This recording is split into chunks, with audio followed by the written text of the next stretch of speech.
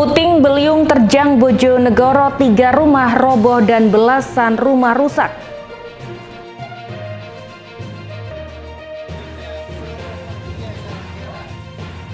Harga sayuran di Tuban naik, omset pedagang turun 30%.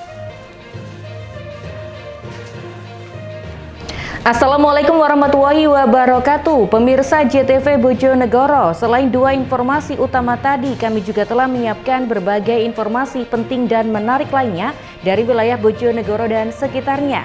Bersama saya Osa Adnan, kita ikuti sketsa Bengawan selengkapnya.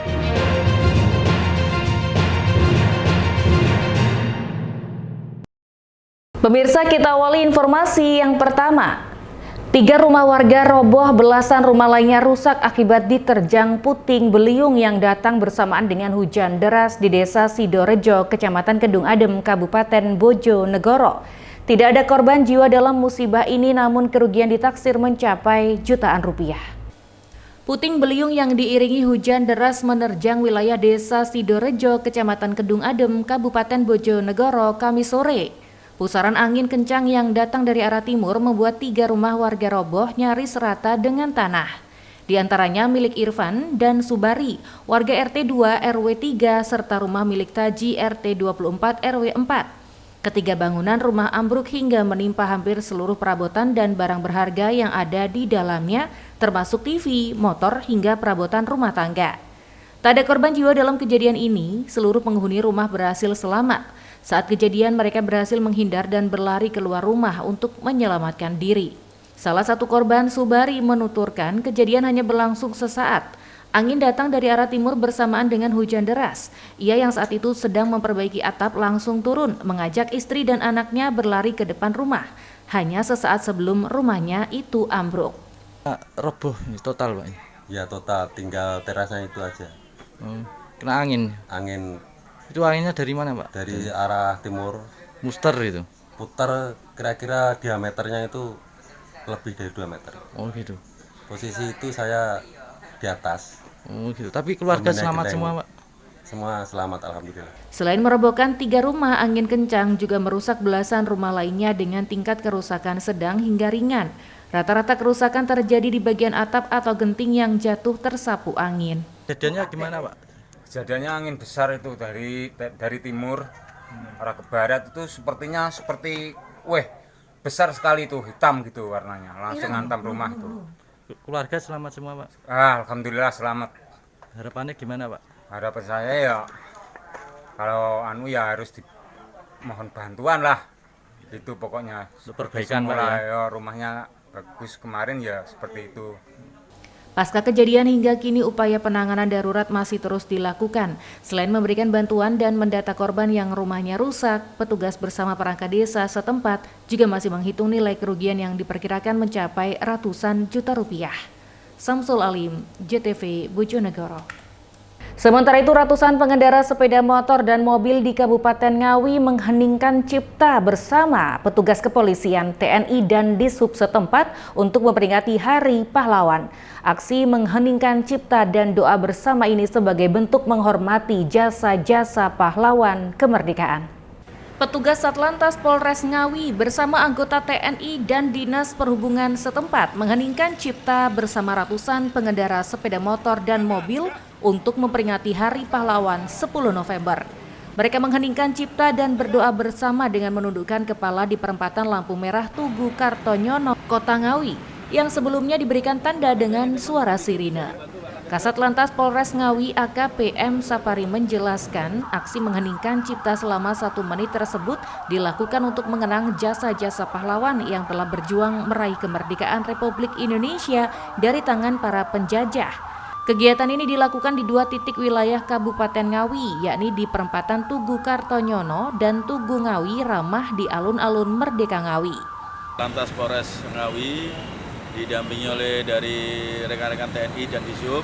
Tujuan daripada memperingati Hari Pahlawan saat ini adalah dengan tema semangat pahlawan untuk masa depan bangsa dalam memerangi kemiskinan dan kebodohan. Untuk pelaksanaannya kita ajak masyarakat untuk mengheningkan cipta selama 1 menit. Dengan mengheningkan cipta kita sudah menghormati jasa-jasa para pahlawan yang pada waktu itu berjuang untuk kemerdekaan bangsa dan negara. Selain di Tugu Gading, untuk kegiatan serupa juga dilakukan di mana aja beberapa titik? Satu kegiatan lagi kita laksanakan di Tugu Ngawi Ramah. Ada 2 titik yang kita adakan untuk mengheningkan cipta pada Hari Pahlawan saat ini. Aksi mengheningkan cipta tersebut disambut baik oleh pengendara kendaraan yang berhenti di perempatan lampu merah. Usai mengheningkan cipta, mereka melanjutkan perjalanan kembali yang sempat terhenti. Ito Wahyu, JTV Ngawi. Sementara itu pemirsa, dari Kabupaten Tuban, harga berbagai jenis sayuran di sejumlah pasar tradisional Kabupaten Tuban mengalami kenaikan antara Rp3.000 sampai Rp10.000 per kilogram. Lonjakan harga yang terjadi sejak sepekan terakhir ini membuat omset para pedagang turun sebesar 30%. Harga berbagai jenis sayuran di sejumlah pasar tradisional Kabupaten Tuban mengalami kenaikan antara Rp3.000 sampai Rp10.000 per kilogram. Kondisi tersebut salah satunya seperti terpantau di Pasar Baru Jalan Gajah Mada, Kabupaten Tuban, Jumat pagi. Naiknya harga sayuran ini terjadi sejak sepekan terakhir. Kenaikan tertinggi berlaku pada brokoli. Dari semula Rp25.000 per kilogram, kini menjadi Rp35.000 per kilogram.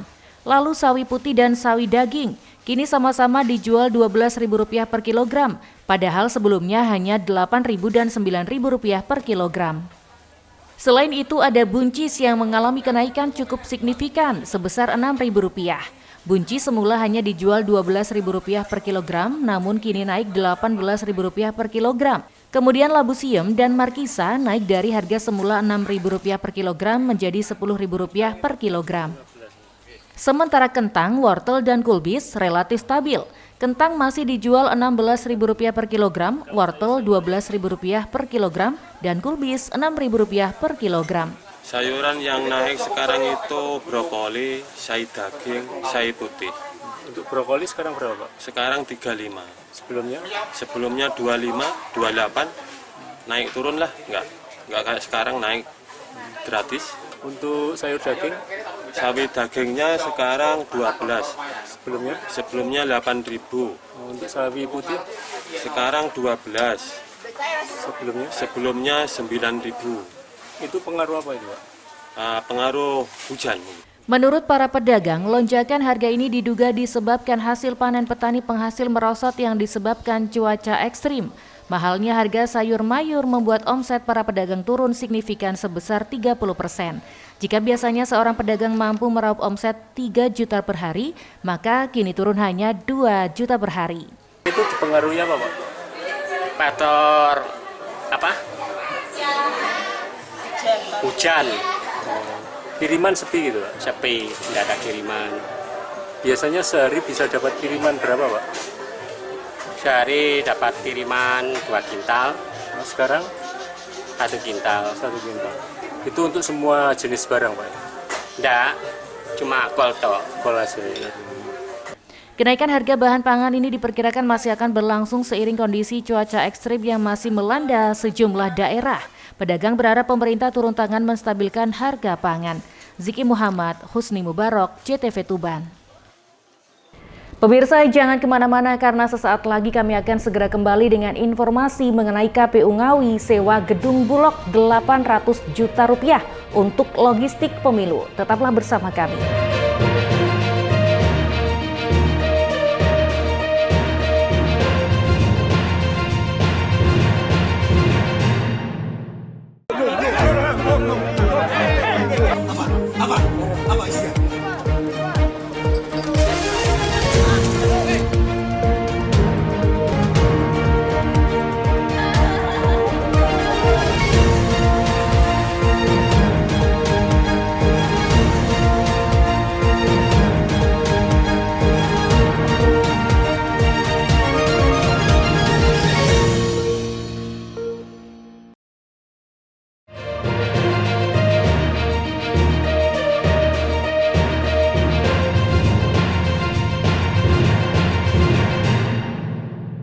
Terima kasih pemirsa dan masih bersama kami.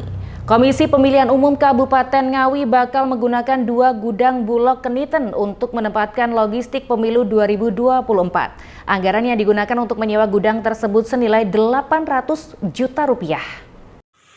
KPU Kabupaten Ngawi menyewa 2 gudang Bulog Keniten untuk lokasi penempatan dan penyimpanan logistik pemilu 2024. Hal ini setelah dilakukan survei ke beberapa lokasi pergudangan dan yang paling strategis berada di gudang Bulog Keniten.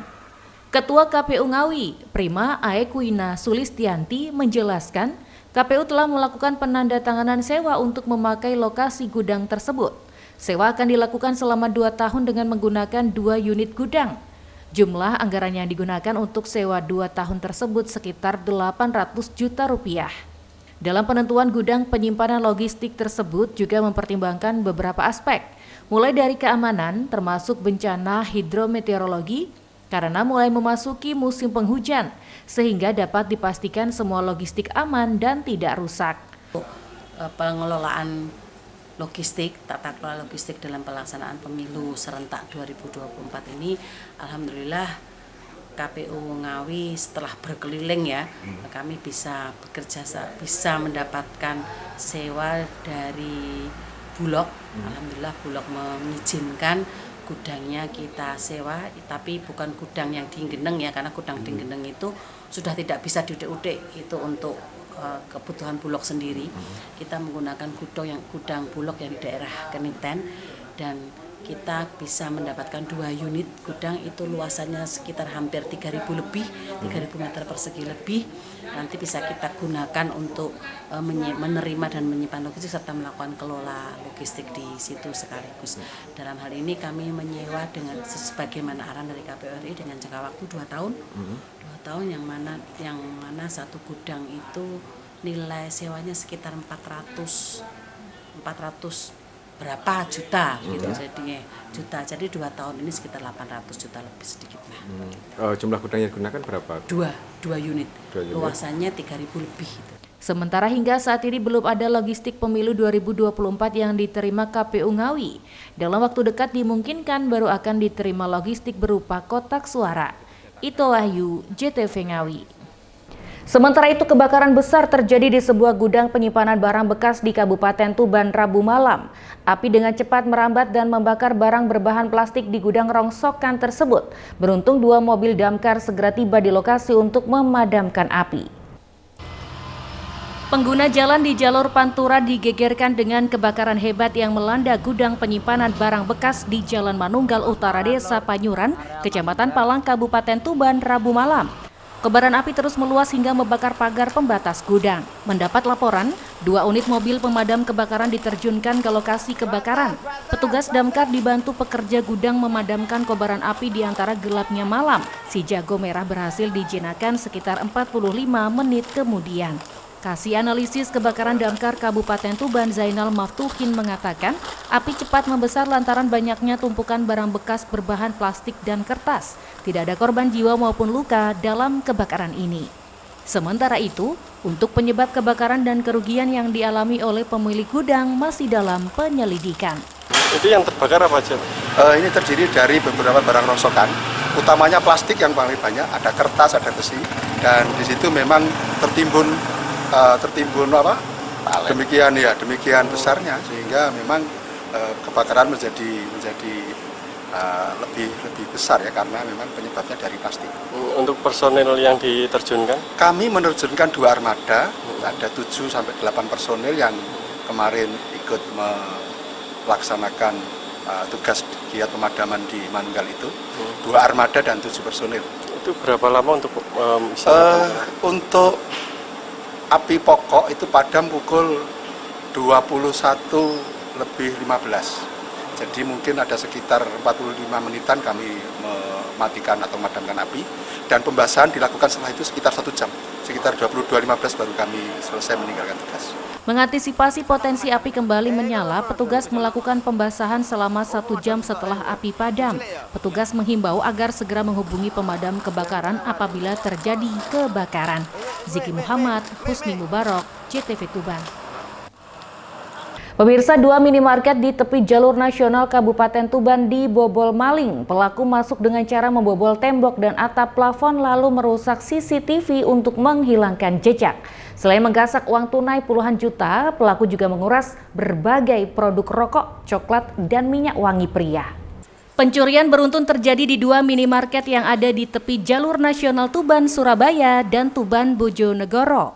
Masing-masing adalah minimarket di Desa Tegalbang, Kecamatan Palang, dan minimarket di Desa Sumber Agung, Kecamatan Palang, Kabupaten Tuban. Pelaku masuk minimarket dengan cara membobol tembok samping dan atap plafon yang terhubung ke bagian gudang. Setelah itu, pelaku langsung merusak CCTV minimarket untuk menghilangkan jejaknya. Selanjutnya, pelaku dengan leluasa membongkar brankas besi dan menjelajah seluruh ruangan.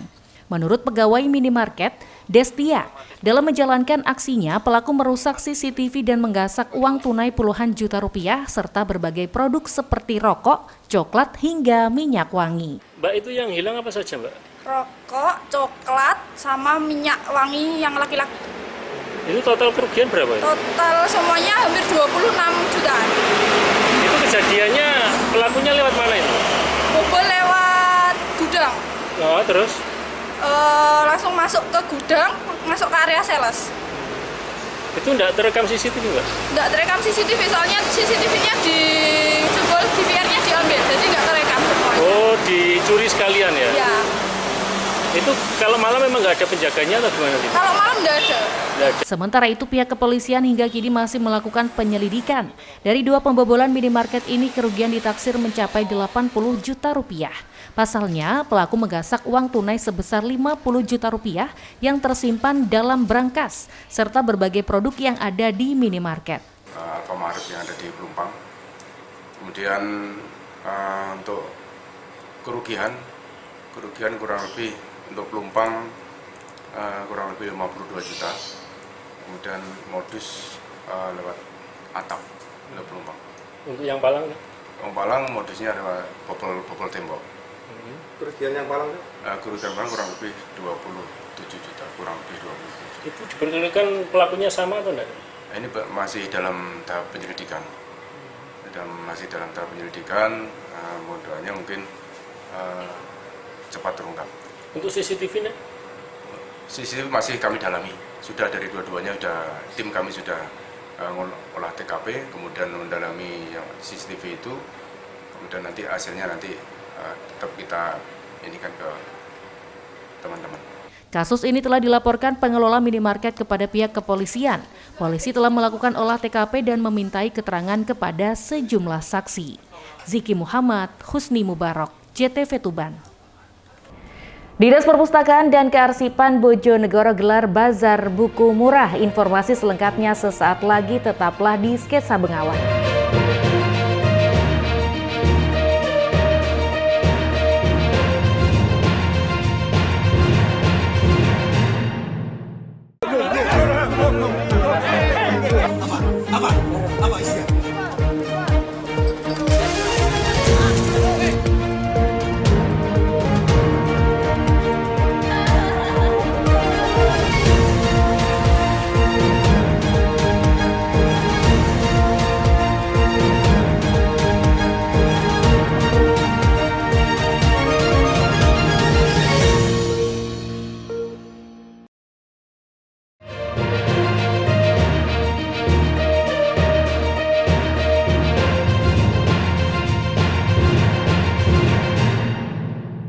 Terima kasih pemirsa, dan masih di Sketsa Bengawan.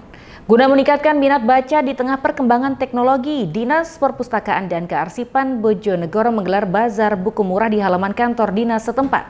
Bazar yang berlangsung selama 15 hari ini menyediakan berbagai jenis buku sekolah anak-anak hingga tingkat SMA, serta buku pengetahuan umum. Dinas Perpustakaan dan Kearsipan Bojonegoro menggelar bazar buku murah di halaman kantor dinas setempat mulai tanggal 8 hingga 20 November 2023 mendatang. Berbagai macam buku tersedia di bazar buku murah kali ini, mulai dari buku puzzle dan mewarnai untuk anak-anak, buku sosial ekonomi, hingga buku pengetahuan umum bagi kalangan mahasiswa. Adanya bazar buku ini rupanya disambut baik dari berbagai kalangan elemen, terutama anak sekolah, kalangan mahasiswa, bahkan orang tua yang membeli buku untuk keperluan anaknya sekolah. Riana Syafitri, salah satu pengunjung, mengungkapkan, dalam bazar buku murah ini ia membeli buku wanita inspiratif untuk dibaca di rumah. Menurutnya harga buku yang di bazar ini cukup terjangkau, yakni mulai dari 10 hingga 35 ribu rupiah. Mbak kesini mau beli buku atau gimana, Mbak? Iya, sekalian lihat-lihat juga. Ini kan mumpung ada bazar buku. Mau lihat buku juga, mau beli juga. Untuk harganya bagaimana, Mbak, di sini? Untuk harganya variatif, termasuk terjangkau juga sih. Dari harga kurang lebih ada yang 10.000, 15.000 sampai 30.000 juga ada. Ini Mbaknya rencana mau beli buku apa aja, Mbak? Saya sih lihatnya ini sih, mau lihat yang kisah inspiratif. Sementara itu, Kepala Dinas Perpustakaan dan Kearsipan Kabupaten Bojonegoro Erik Firdaus mengatakan penyelenggaraan bazar buku murah untuk meningkatkan minat baca masyarakat di tengah maraknya gadget. Sejauh ini, kunjungan di perpustakaan sangat ramai, paling banyak kunjungan didominasi oleh anak TK dan SD karena memang selama ini sudah bekerja sama dengan dinas setempat. Mulainya tanggal 8 kemarin sampai nanti tanggal 22 November. Oh, ini untuk bukunya sendiri di sini mulai dari tingkat pendidikan atau bagaimana, Pak, atau umum? Mulai dari anak-anak Mas TK sampai ada juga buku untuk umum, ya, macam-macam. Dan ini juga pasar harganya juga terjangkau lah. Untuk sejauh ini, Pak, untuk minat baca atau pengunjung di sini bagaimana? Antusias atau seperti apa, Pak? Kalau melihat dari kunjungan ke perpustakaan lumayan, terutama dari SD sama TK ya, memang ada kolaborasi dengan kami. Mereka sering sini untuk membaca dan mengajari anak-anak untuk gemar membaca. Selain itu, Pak, untuk tujuannya sendiri adanya bazar di sini ya seperti apa? Yang pertama yang jelas adalah untuk meningkatkan minat baca masyarakat. Ya, karena sampai saat ini kan mungkin dengan adanya gadget itu kan mungkin agak berkurang untuk minat baca, sehingga kita tumbuhkan lagi dengan adanya bazar murah tersebut. Dan harapan kami dengan adanya bazar ini bisa meningkatkan minat baca dari masyarakat ini. Hampir setiap hari bazar buku murah di halaman Dinas Perpustakaan dan Kearsipan selalu ramai dikunjungi, terutama saat jam istirahat anak sekolah maupun mahasiswa atau orang tua. Edo Jody Aldian, CTV Bojonegoro. Sementara itu, aksi solidaritas untuk Palestina terus mengalir dari masyarakat di Indonesia. Di Kabupaten Bojonegoro, siswa MTS menggelar sholat goib. Selain mendoakan korban agresi militer yang dilakukan Israel di Palestina, kegiatan ini juga sebagai tindak lanjut edaran dari Kementerian Agama. Sholat goib yang diikuti siswa ini berlangsung di Masjid MTS Negeri 1 Bojonegoro. Sholat goib ini sebagai bentuk doa untuk saudara-saudara yang menjadi korban konflik di Palestina akibat agresi Israel. Kegiatan sholat goib untuk mendoakan korban agresi militer Israel ini juga menindaklanjuti instruksi dari Menteri Agama Republik Indonesia, Yakut Khalil Qaumas, mengajak sholat goib untuk korban agresi Israel. Saat sholat goib berlangsung, tampak suasana yang sangat khusyuk dan penuh haru mengiringi doa-doanya. Para siswa dan guru MTS Negeri 1 Bojonegoro dengan tulus memanjatkan doa-doa, mengekspresikan simpati dan dukungan untuk para korban, serta warga Palestina yang sedang mengalami berbagai kesulitan akibat konflik yang berlarut-larut.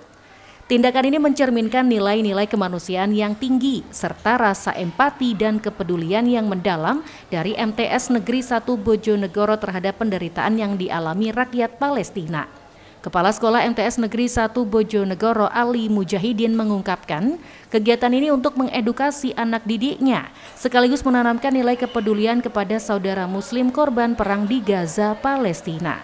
Hari ini tadi anak-anak kita edukasi untuk sholat goib bagi saudara-saudara kita korban perang di Gaza, warga Palestina. Nah, ini adalah satu edukasi yang sangat penting bagaimana anak-anak mempunyai kepedulian terhadap saudara. Ya, pertama anak-anak mempunyai kepedulian, kedua juga memberikan edukasi bagaimana praktek sholat goib. Karena selama ini di pelajaran abdal prakteknya kan harus menunggu kasus lah, ada kejadian. Kalau hanya diceritakan saja itu bagaimana? Makanya perlu kita momen-momen tertentu kita ajak itu untuk praktek. Sholat goib ini juga menjadi momen berharga untuk mengajarkan kepada siswa tentang pentingnya perdamaian, solidaritas, dan rasa kepedulian. Usai melaksanakan sholat goib, diteruskan dengan sholat duha dan doa bersama guna meningkatkan keimanan dan ketakwaan. Edo Jodi Aldian, JTV Bojonegoro. Pemirsa, berikut tadi informasi terakhir di Sketsa Bengawan edisi hari ini. Jangan lupa follow media sosial kami di alamat di bawah ini dan juga kirimkan kritik saran Anda ke alamat email jtvbojonegoro@jtv.co.id. Saya Osa Adnan beserta seluruh kerabat kerja yang bertugas mohon undur diri dari hadapan Anda. Terima kasih. Wassalamualaikum dan sampai jumpa.